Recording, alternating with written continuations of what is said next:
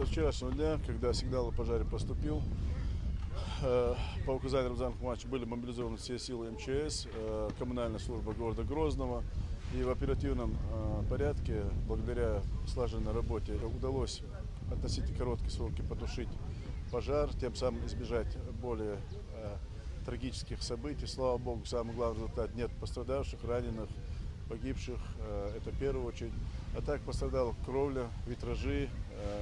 Где-то на 5-м этаже где-то вода поступила во время тушения пожара.